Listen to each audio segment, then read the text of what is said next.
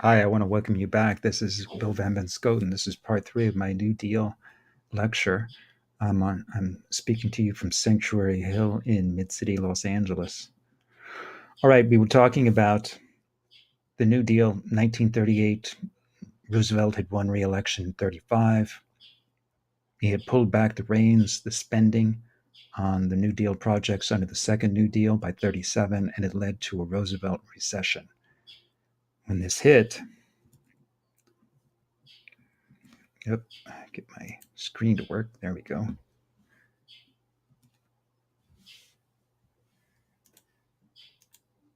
When it hit, unemployment was at 20%. And so Roosevelt, in a sense, retooled himself and began to push forward on many of the measures he had taken under the Second New Deal. Remember, the Second New Deal was focused upon reform. It was still doing relief, still doing recovery, but reform, long term changes in the economy and how the economy was set up. That was one of the goals of the Second New Deal.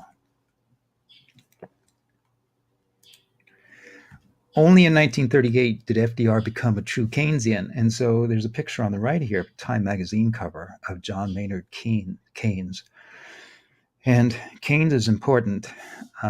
He influences FDR. I don't think the two men ever met, but the ideas of Keynes and how economies, modern economies, works become very, very important. FDR had a brain trust, a group of people, Moley, Rux Tugwell, for instance, Adolf Berle, others, who were his experts, and they proposed new ideas. They were important throughout all of the New Deals. It was some of the brain trust that proposed Keynesian ideas about the economy to FDR, and he eventually adopted them. What does that mean? It means, well, before Keynes, the economies of the nations, of the world, really, for the most part, especially in the West, were run basically on the model of a home, a family home. In other words, a family home, when it comes upon hard times, let's say when the breadwinner loses his job or her job, tightens its belt, it spends less, it does without, it becomes very sparing and frugal. And through those measures, you more or less weather the difficulty. And that had been true of national governments as well. Hoover's measures, for instance, after the crash in 1929, were very much, again, shrinking the federal government, reducing taxes, putting more money back in the pockets of citizens, and trying to cut back on federal programs. And again, this had worked in the past. It didn't work, obviously, in 1932-33. Keynes comes along and proposes something completely different. He says, first of all, that's the wrong model to use, that of a home, a family, attempting to weather economic hard times. What national governments need to do when the hard times hit is to spend, right? And the problem is underconsumption. So therefore, the federal government has to put money in people's pockets one way or another through relief programs, social safety net programs, food stamps, whatever it might be. That might seem illogical, anti-intuitive. Keynes said it doesn't matter. What you do is you prime the pump. You flood the economy, the state governments, states, regions, with cash from the federal government, with the idea that eventually they will use this cash in order to build factories, in order to create jobs, in order to put people back to work. And eventually, when the economy grows, all boats rise, right? And everyone will benefit from it. That's Keynesian economics. The idea behind it too means that the federal government has to run deficits. That's essential to overcome a depression like this. This is exactly what happened, by the way, in the 2008 recession. What was one of the first things Obama did as president? He helped pass a $42 billion injection of capital into the economy in order to buttress businesses, in order to make available loans at low interest, in spite of the economic problems the country was going through. Anyway, that was a lesson learned from Keynes. It was a lesson learned from the Second New Deal.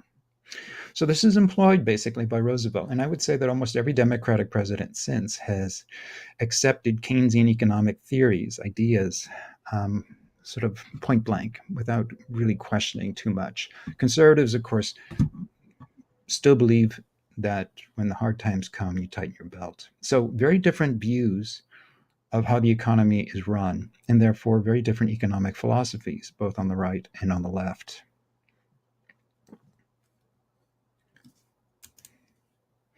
So, there was a revolution in economic thinking between 1929 and 1941. Under Hoover, some economic planning was pursued through associationalism, but Hoover was very much of the old school. He believed that the economy should be left unregulated, laissez faire should rule, laissez faire meaning hands off. FDR furthered the idea of economic planning and redistribution in the first New Deal, but he didn't take sort of the most momentous step, which is that idea of correcting underconsumption with federal deficit spending. So a new direction is signaled with the second New Deal, and this is seen in the Social Security Act, TVA, where the federal government poured billions of dollars into public works programs, along with others. So, behold, an economic revolution occurs also under the New Deal. We shift from the view that corporate greed caused the Great Depression, that was Hoover's view, to the view that it was underconsumption, and therefore anything that might counteract underconsumption was beneficial to all. And so we have really an economy of mass consumption, right? Where consumption is not just simply pleasant for the consumer, but it's a mandate from the federal government. What was it that President Bush, the second Bush, said after 9/11 when it seemed as if the country was about to dive into another recession? And it was spend, go to the mall and keep buying. Many people laughed at that, but in a sense, he was following Keynesian economic principles. So, US economic health depends under Keynesianism on consumer consumption, which is why today, for instance, we examine and study and scrutinize how or where consumers buy their goods, how much they buy.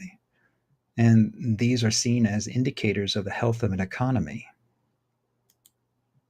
So buy more, use more, and don't stop. And really, it's only been in the last couple of years, I think, that people have begun to question Keynesian assumptions about the economy, that perhaps constant, frantic, frenetic growth is not a model that is beneficial to the continued life of humans on the planet. But we'll see. All right, we're near the end here. The alphabet soup of reform, those were the New Deals. But as I said, in spite of all of these measures, in spite of huge investments, billions of dollars of federal money going into local and state coffers, in spite of all the various programs to provide direct relief, indirect relief, to provide low interest loans, unemployment, the problems of the Great Depression didn't disappear. And this graph shows you a little bit about how that was. You see unemployment on the left-hand bar from 0 to 25%. And then you see the years here below. And you see that it was a very mixed bag. 1933, there was a bump in the employment rate. It went up to about 25%. So in other words, 1 out of 4 Americans was unemployed. But you see from 33 to 37, and 37 is the Roosevelt recession, you see a steady decline. Again, kind of a bump here, but not a bump that equaled the employment rate, or the unemployment rate rather, before 1929. Look how low it was there. And so that was the goal, really, right? To get back to what the unemployment rate was, something like 3.4% in 1929. Well, it never happened. It never happened under the New Deal. What made it happen? In 1932, 25% of workers were jobless. In 1941, 19% of workers were jobless. Still a catastrophe, an economic catastrophe. Yes, no revolution had occurred. Communists were not controlling the White House. But nevertheless, people were in great distress. In 1931, 14 million workers are jobless. In 1938, 9 million workers are jobless. So there were modest gains in productivity and income, but the numbers did not match up to the productivity and income that was seen in 1929. So a full recovery never took place under the New Deal. That's a key fact about it. And it's a fact that you will be reminded of by critics of the New Deal and of FDR. Housing starts were almost non existent by 1940. I remember when I bought my house here on Sanctuary Hill, the house was built in 1939, and that surprised me because I, I knew my history and when it came to the New Deal and housing starts. And I knew that new homes were very rare in the period from 36, 37, 38, 39, 40. Something was happening in LA. Maybe it was one of the few homes that was built in this period. In any case, consumer confidence was still very low in 1939 when World War II begins in Europe. All right, what were the key outcomes of the Great Depression and the New Deal? We've taken a long, interesting, varied, complex route, perhaps through the New Deal. I tried to hit some of the high points. I tried to stress who FDR was, what his first New Deal and second New Deal, what the aims were of each, some of the roadblocks that got in the way, enemies of FDR and the New Deal, Father Coughlin, Francis Townsend, Upton Sinclair, how FDR co-opted or absorbed many of their measures into his second New Deal.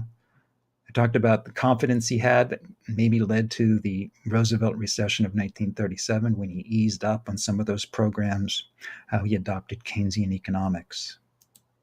All right, as the US consumes, so goes the economy. That is the new economic dogma that was adopted because of the Second New Deal. And in many ways, it's the same principle, belief, assumption that we have today. Big government. The federal government gets bigger and federal deficits skyrocket. And this starts with the New Deal. The welfare state is born with Social Security, food stamps. Eventually, Medicare will be added to that under Lyndon Baines Johnson. Healthcare, universal healthcare is floated at this time. It's not acceptable yet, but the idea is in the air. Truman will propose it as well, other presidents, until finally it's adopted under President Obama. Big government, federal government as the citizen's first recourse in an emergency. That is one of the achievements of the New Deal. And for some people, that's not an achievement at all, because what that has created is a nanny state. People, for instance, who believe they are entitled to certain basic things like food stamps, like jobs, like constant, continued economic prosperity. And so the entitled generation, that's one of the criticisms of big government today, and it was back then. Keynesian economics, the economics of federal spending were triumphant, and the idea that spending is good, of course, has only been increased under President Trump. The new Democratic coalition. Remember, I said that 1932 was a critical election. It wasn't simply critical because it was a critical moment in the history, because of the Great Depression, because of FDR, sort of new man. But it was critical, too, because a new type of coalition was created in the Democratic Party that brought together groups that were going to be very successful in electing presidents in the future, like Kennedy, like Lyndon Baines Johnson, like Jimmy Carter. So Democrats ruled many presidential elections by bringing together urban ethnic groups, the Irish, Jews. They brought together African Americans, and they brought together workers, labor unions. And that triad was very, very powerful and effective. And in fact, that's still, I think, the electorate that the Democrats run on today. But we'll see. We'll see how that goes in the future. That was the first time, though, that coalition came together. Labor was strengthened under the New Deal, even though unions have suffered a long decline since then. At that time, a new relationship had been forged between business and government and unions. And that new philosophy of harmony between the three, or an attempt at harmony, was called corporatism. After 1938, the New Deal began to decline. And interestingly enough, it was at exactly the same time that trouble began to brew in Europe and the start of World War II. There was political stalemate after 1938 to 1941. And some people will argue that Roosevelt was actually very fortunate that the war came, because, in a sense, if the war hadn't come and pulled America out of the Great Depression, that he probably wouldn't have been elected again in 1940. We'll never know, of course. At this period, part of the stalemate was caused by an unlikely alliance. Republicans allied themselves with a segment of Southern Democrats who were very unhappy with the labor laws that had been passed under the New Deal. So no major legislation was passed between 1938 and 1941. That's remarkable when you consider the first 100 days and all of the programs that came out under the first and second New Deals. FDR was reelected for a third term in 1940. It was by a relative landslide, not as overwhelming as the first or second or fourth reelection. Outside of the United States, of course, there was growing problems. Spain and the Spanish Civil War in 1937-38, a sort of foretaste of the fascist powers. Germany had a new ruler, Hitler, and Hitler was going to undo the Treaty of Versailles, and did. He rearmed Germany. And in doing so, he brought back the German economy, making many Germans happy. And of course, he began what would eventually be the Second World War by invading Czechoslovakia, Austria, and Poland. The Soviet Union, remember, had gone communist in the First World War. It had a new leader in Stalin, and it was going through vast economic transformations. Liberalism was under siege. That's important to remember as well. Authoritarian governments tended to be on the rise. The right was on the move. FDR was aware of all of this. All right, before I give sort of my final say about the New Deal overall, sort of final assessment, I want you to be aware that the New Deal affected different groups in different ways. Not everyone benefited equally from these programs. In fact, some people were left out entirely. It's easy, if you look up accounts of the New Deal in various textbooks, you'll see that African Americans, for instance, some of them benefited. Some of them received employment under the Public Works Administration, but their unemployment rate seldom went down. They suffered discrimination.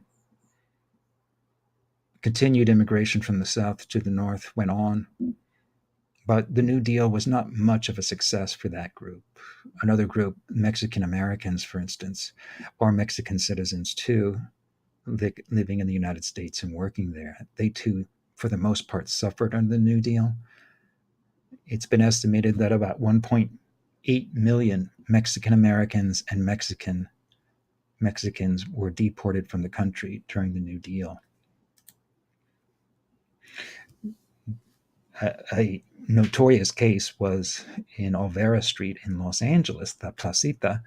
There, in February of 1931, about 200 officers, local officers, other officials showed up, began to interrogate Mexican and Mexican Americans, and then, depending on what was said, what was done, they were put on trains and they were sent across the border. And many of these people were Mexican Americans. In other words, they were full-blown citizens of the United States with the rights of citizens. This was a fairly common practice throughout the New Deal. It happened under Hoover, and it happened under Roosevelt as well. That didn't change the difficulties that Mexican Americans faced. Nearly 1 million were deported. LA County deported about 12,000, and Colorado deported about 20,000. Each state had its sort of addition to that number. This is where some of those people who were deported look like. There was the fear that many of these families from Mexico, of course, were getting public benefits and were not paying into the system. And there was a good deal of hostility among Americans because of this, not because it was actually happening. In fact, there were very few cases of it attested to, but because people feared it. Anyway, several of these people probably were deported. Some of them had been born in the United States. And so it created the question, is if they were born in the United States, didn't the Constitution under the 14th Amendment give them the rights of citizenship? Well, no one much debated that point. It's debated now for various reasons. It's very much in the news now. But back then, there was really no one standing up for the rights of these individuals. So the deportations continued. So be aware of that. Always in history, right? You have to be aware of point of view. That point of view is going to change the story, is going to change the history, what facts are selected, and what facts are also ignored. And in the telling of the New Deal, it's these faces, it's these people who are usually left out of the story. But be aware of them because they lived through that history. They were as much a part of it as FDR was, as Eleanor Roosevelt. They were just less lucky. All right, some key points. The causes of the Great Depression are debated even today. The recent recession only highlighted, for instance, the division within the country itself, especially between Democrats and Republicans, about what the cause of the Great Depression was. Now, you might say this is simply a useless academic debate. It isn't, because depending on your interpretation of what caused the Great Depression, that will shape the measures that you promote when another recession occurs. And another recession is going to occur. It's simply a matter of time. Republican presidents, taking a lesson they think from the Great Depression, are going to enact certain measures. Democratic presidents are going to enact others, very different measures. So again, your diagnosis of the problem and the lessons that you draw from history are going to affect the measures that you put in place today. The Great Crash in 1929 triggered the depression, but it alone does not explain why it lasted as long as it did. So the explanation of the Great Depression very much falls along political divide. The New Deal was a set of mild reforms proposed by FDR to return the nation to prosperity. The key thing to remember, though, is that just in terms of numbers, it didn't. It did a lot of other things, and that's important. There are more things than simply numbers, of course. Reality can only be measured so far, right? It's hard to quantify misery. It's hard to quantify happiness, confidence, self-possession, and other qualities. So be aware of that too.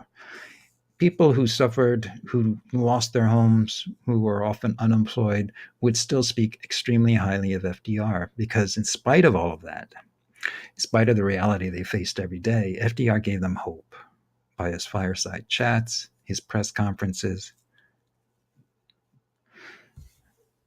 What the New Deal did was it stabilized the economy while FDR cheered up the common man with his radio chats and sunny aristocratic confidence. Other defenders of the New Deal will say that, again, it kept the country from nosediving into communism, into revolution, into something worse. So we'll never know really what that worse was. That may be. What the New Deal indisputably achieved, however, was a redefinition of the relationship between the federal government and the ordinary American citizen. That's important. Be sure that you know that. And we live now with that redefinition, right?